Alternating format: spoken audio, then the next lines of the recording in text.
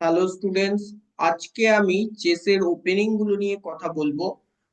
Generally আমরা যখন chess খেলি আমরা কিছু কিছু ওপেনিং এ যে ভুলে যাই ঠিক কি করতে হবে। এই কারণে আজকের এই ভিডিওটা বানানো। আজকে আমি চেসের ওপেনিং গুলো নিয়ে কথা বলবো যে কিভাবে কিভাবে করতে হয় তোমাদের। কারণ ক্লাসে তো জেনারেলি আমরা বলে থাকি, তারপরেও হয়তো তোমরা কোনো কারণে ভুলে যাও। এই কারণে আমি ভিডিওটা বানিয়ে রাখছি যাতে তোমরা কখনোই ওপেনিং রিলেটেড ইস্যু হলে এই ভিডিওটা দেখে অ্যাটলিস্ট জানতে পারবে যে কিভাবে কি খেলতে হয় ওপেনিংটা। ওকে। আহ তাহলে আমি আমার স্ক্রিন শেয়ার করছি। আর একটা জিনিস, এরকম আমি এক একটা টপিকের উপর আরো ছোট ছোট কন্টেন্ট বানাবো যাতে তোমাদের কোনো ইস্যু না হয়। ইন ফিউচার কোনো টপিক তোমরা ভুলে যাতে না যাও। আহ এই কারণেই আমি আরো ছোট ছোট কন্টেন্ট গুলো বানাবো, ঠিক আছে? যাই হোক, আশা করছি আমার স্ক্রিন সবাই তোমরা দেখতে পাচ্ছ। তা প্রথমে আমি একটু ডিসকাস করবো ই4 ওপেনিং নিয়ে, ঠিক আছে? যে আমরা হোয়াইট সাইডে খেলছি, হোয়াইট সাইডে আমরা যখন ই4 প্লে করি, আমরা কি কি মুভ ফেস করি আমাদের অপোনেন্টের সাইড দিয়ে। Just 1 minute.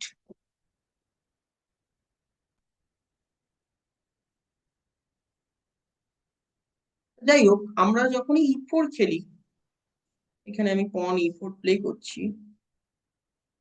পন ই4 খেলার পর আমাদের আমরা দেখতে পারি ব্ল্যাক অনেকগুলো মুভ লাইক প্লে করতে পারে, পসিবিলিটি আছে। সব থেকে প্রথমে যেটা আমি বলে থাকি, সব থেকে প্রথমে one of the most important thing কি, আমাদের দেখতে হবে ব্ল্যাক যদি পন ওয়ান স্কোয়ার দিচ্ছে, সেটা C6 হোক, সেটা D6 হোক, সেটা E6 হোক, সেটা G6 হোক, যেটাই হোক, মানে ওয়ান স্কোয়ার পন মুভ দিচ্ছে। আমরা যখনই ই4 প্লে করছি তার এগেনস্টে ব্ল্যাক যদি ওয়ান স্কোয়ার পন মুভ দেয়, সব সময় আমরা কিন্তু D4 প্লে করব, সেন্টারটাকে ফুল কন্ট্রোল করব। বুঝতে পেরেছো? তার মানে আমরা যখনই ই4 প্লে করছি, তার এগেনস্টে ব্ল্যাক যখন ওয়ান স্কোয়ার পন মুভ দিচ্ছে, সবসময় আমাদের কিন্তু পন D4 প্লে করতে হবে। এটা ভুলে গেলে হবে না। তাই এখানে জাস্ট আমি একটা পজিশন দেখে নিচ্ছি যে ব্ল্যাক ধরো ওয়ান স্কোয়ার পন মুভ করেছে, ই6 করেছে। তাহলে আমরা যে ই4 করলাম, তার এগেনস্টে ব্ল্যাক যখন ই6 করলো, ওয়ান স্কোয়ার পন মুভ করেছে, তাহলে আমাদের কি করতে হবে? D4, সবসময় আমাদেরকে D4 খেলতে হবে, ঠিক আছে? আরেকটা জিনিস আমাদের জানতে হবে, এক একটা ওপেনিং এর কিছু কিছু মেইন লাইন, লাইক ই4 এর এগেনস্টে যখন ই6 করছে, এটাকে বলছে কি ফ্রেঞ্চ ডিফেন্স। ঠিক আছে, এটাকে বলছে ফ্রেঞ্চ ডিফেন্স। সি6 করলে কারোকান ডিফেন্স, জি6 করলে মডার্ন ডিফেন্স, ডি6 করলে পার্ক ডিফেন্স।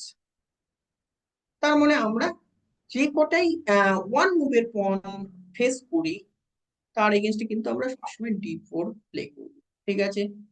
তারপরে এবার নেক্সট কোশ্চেন। এবার ব্ল্যাক D5 প্লে করছে, ব্ল্যাক এবার D5 প্লে করছে। তার মানে আমাদের কিন্তু ওপেনিং ফেজে সব থেকে বেশি ইম্পর্টেন্ট জিনিস কি, অপোনেন্টের লাস্ট মুভটা অবজার্ভ করা।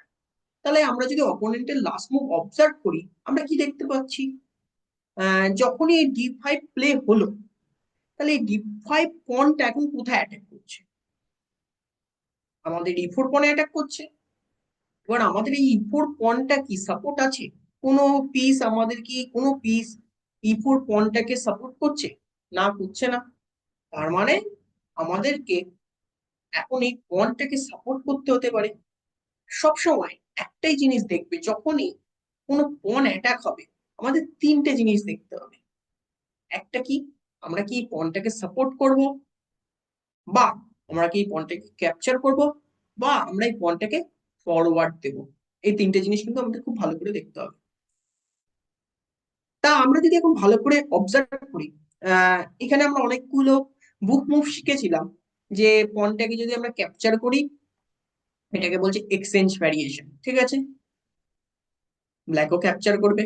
আহ আমার মতে এক্সচেঞ্জ ভ্যারিয়েশনটাই তোমরা প্রথমে খেলবে, কারণ এটাই পজিশনটা একটু ওপেন থাকছে, ঠিক আছে। অ্যাডভান্স বা ক্লাসিক্যাল গুলো একটুখানি ক্লোজ টাইপের চলে আসে, একটু অনেক কিছু থিওরি চলে আসে। তা আমার মতে তোমরা কমফোর্টেবলি ফার্স্ট ট্রাই করবে হলো এক্সচেঞ্জ ভ্যারিয়েশনটা ক্যাপচার করবে। তোমরা ক্যাপচার করবে, ব্ল্যাকও ক্যাপচার করবে।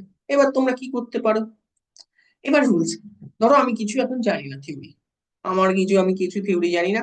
আমি ওখানে দেখি অনেকে কি করে, এই একটা চেক দিয়ে দেয়, যেটা কিন্তু একদমই ভালো না। শুরুতেই চেক দেওয়া একদমই ভালো না। কেন? কেন ভালো না? কারণ দেখতে পাচ্ছি এখানে আমরা যখনই চেক দিচ্ছি পন দিয়ে ব্লক করছে। এবার পন দিয়ে ব্লক করলে কি হবে, তার মানে আমরা সেই সেম পিসটা আবার মুভ করছি। তাহলে একটা মুভ তো ওয়েস্ট হলো। একটা মুভ আমরা কেন বেকার ওয়েস্ট করবো? আমরা যদি ওয়েস্ট না করে এই মুভটায় অন্য কিছু জায়গায় আমাদের বিশপটাকে ডেভেলপ করতাম, তাহলে এই পরের মুভে আমরা একটা পিস ডেভেলপ করতে পারতাম। কারণ আমাদের এখন আসল ইন্টেনশন কি, ক্যাসেল করা। কিং যেহেতু সেন্টারে আছে, আর সেন্টার কি ওপেন, কিং সেন্টারে আছে, সেন্টার ফাইল ওপেন, তার মানে এখন আমাদেরকে ক্যাসেল করতে হবে। আর আমরা ক্যাসেল কি করতে পারি, সিম্পলি আমাদেরকে পিস গুলোকে ডেভেলপ করতে হবে ক্যাসেল সাইডে যে দুটো মাইনর পিস আছে। এই দুটো মাইনর পিসকে যদি আমরা ডেভেলপ করি, দেন আমরা ক্যাসেল করতে পারবো।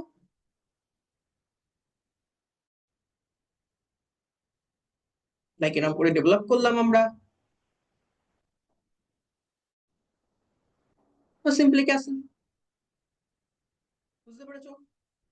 তার মানে মেন জিনিসটা কি, আমাদের কিন্তু সবসময় বোর্ডটাকে ভালো করে রিড করতে হবে।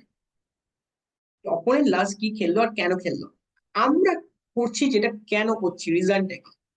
লাইক এরপরে আমাদের কি করতে হবে, আমাদের রিমেইনিং মাইনর পিস গুলোকে ডেভেলপ করতে হবে, দেন রুট কানেক্ট করতে হবে। রিমেইনিং মাইনর পিস কি কি আছে, দুটো অলরেডি ডেভেলপ হয়ে গেছে। ডেভেলপ মানে কি, যেটা ফার্স্ট র্যাঙ্কের থেকে বাইরে বেরিয়ে গেছে, অলরেডি দুটো পিস ডেভেলপ হয়ে গেছে। এখন আমাদেরকে রিমেইনিং দুটো পিসকে ডেভেলপ করতে হবে, দেন আমাদেরকে রুট কানেক্ট করতে হবে। রুট কানেক্ট কি করে করবো, ফাইনালি আমাদেরকে কুইনকে আউট করতে হবে দুটো পিস ডেভেলপ হয়ে যাওয়ার পর, দেন রুট কানেক্ট হবে। বুঝতে পেরেছো? এটাই কিন্তু সিম্পল থিওরি ফলো করেই কিন্তু আমরা গেম খেলবো। এবার একটুখানি আমি ব্যাকে যাই। অনেক সময় আমরা দেখি E4 খেলার পর অপোনেন্ট ই ফাইভও খেলে। তখন আমরা কি করি, ক্যাসেল সাইডের পিসগুলোকে আমরা আগে ডেভেলপ করি। কারণ আমাদের টার্গেট কি, শর্ট ক্যাসেল করা, যেটাকে কিং সাইড ক্যাসেল বলে, ঠিক আছে। কারণ এখন আমরা শুরুতেই লং ক্যাসেল করব না। আহ, আমরা লং ক্যাসেলের কোনো লাইন এখনো শিখিনি, তার জন্য। আর লং ক্যাসেল আমার মতে ওপেনিং ফেজে, সব ওপেনিং এ স্পেশালি E4 E5 এর এগেনস্টে করা ভালো নয়, কারণ অনেকটা সময় নষ্ট হচ্ছে আমার। তার জন্য এখানে কি করতে হবে, আমরা E4 E5 ফেস করলে আমরা যদি এই দুটো পিস ডেভেলপ করি, তাহলে আমরা কিংটাকে প্রোটেক্ট করতে পারছি। কিন্তু এদিকে আমরা দেখছি আমাদের তিনটে পিস ডেভেলপ করতে হবে, তারপর লং ক্যাসেল হচ্ছে। এই কারণে আমরা কি করব, নাইটটাকে বার করছি, নাইট F3, পনে অ্যাটাক। ব্ল্যাক কিন্তু এখানে তিনটে জিনিস করে থাকে, একটা হলো নাইট C6, একটা হলো নাইট F6, এটাকে বলে পেট্রপ, একটা হলো D6, এটাকে বলে ফিলিটর। তাহলে এই তিনটে জিনিসের এগেনস্টে কিন্তু আমাদের খেলা জানতে হবে। আমি তিনটে জিনিসেরই এগেনস্টে করে দেখিয়ে দিচ্ছি। যদি ব্ল্যাক এই ফিলিডার এটা করে, সবসময় কিন্তু আমরা সেন্টারে অ্যাটাক করব, সেন্টার পনে অ্যাটাক। এবার অনেকগুলো অপশনস আছে, লাইক ক্যাপচার করা তো অত একটা ভালো মুভ না। অনেকে অনেকে বিশপ খেলে, উম, অনেকে আরো অন্য কিছু পিস মুভ দেয়, অনেকে ক্যাপচার করে। যদি ক্যাপচার করে, তাহলে এখানে আমাদের কি করে ক্যাপচার করা উচিত, উইন দিয়ে করতে পারি না নাইট দিয়ে করতে পারি, দুটো পিস কিন্তু আমাদেরকে কোশ্চেন করতে হবে আর নিজেদেরকে। যখনই দেখবো দুটো পিস ক্যাপচার করতে পারে কোনো পিসকে, তাহলে কোনটা দিয়ে করা উচিত এই পজিশনে।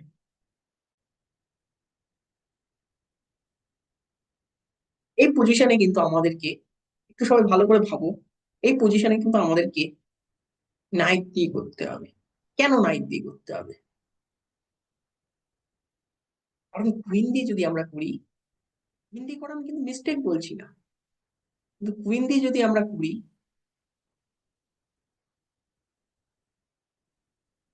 তাহলে কি হচ্ছে, ব্ল্যাক নাইটটাকে ডেভেলপ করছে, সেই কুইনে আমাদের অ্যাটাক করছে। এই জন্য আমরা যদি নাইট দিয়ে করি, এবার ওই নাইটটা ডেভেলপ হলেও আমাদের কিন্তু অ্যাটাক হচ্ছে না, উল্টে ব্ল্যাকের উইকনেস তৈরি হয়ে গেল, ব্ল্যাকের ডাবল পন হয়ে গেল। এইভাবেই কিন্তু আমরা এক্স্যাক্টলি ডিসাইড করবো যে কোন পিস দিয়ে ক্যাপচার করা উচিত। আর ক্যাপচার হয়ে গেলে আমরা কি করব, লাইক আফটার দিস সিম্পলি আমরা ক্যাসেল করার জন্য পিস ডেভেলপ করব, ক্যাসেল করার জন্য পিস ডেভেলপ করবো, এটাই। বুঝতে পেরেছো? এর বাইরে কিচ্ছু না, আমি ধরো কিচ্ছু থিওরি জানি না, জাস্ট বোর্ডটাকে সিম্পলি রিড করো। আর কিং সেফটি সব থেকে বেশি ইম্পর্টেন্ট, ছড়িয়ে ছিটিয়ে গেমটাকে খেলো না, কিংটাকে প্রোটেক্ট করো। আর একটা যেটা জিনিস বলছিলাম, এরপর যদি নাইট থ্রি যখন করলাম, তারপর যদি নাইট এফ সিক্স দেয়, এটাকে বলে পেট্রো অফ ডিফেন্স। এর এগেনস্টে কি আমরা ক্যাপচার করবো। এখানে অনেক ওপোনেন্ট অনেক কিছু খেলে, মেন লাইন এটা খেলে, ব্ল্যাক মেন লাইন এটা খেলে, তখন আমাদের যেতে হয় এখানে। তখন যদি খায়, আমরা ডি ফোর সেন্টারটাকে কন্ট্রোল করতে পারি। আর অনেকে এখানে কুইন খেলে, ট্রাই করতে পারো, এগুলো ভালো আইডিয়া না, বাট ট্রাই করতে পারো। সব থেকে ভালো কি, আগে ডি ফোর করে নেওয়া, দেন সিম্পলি বিশপটাকে ডেভেলপ করে ক্যাসেল করে নেওয়া।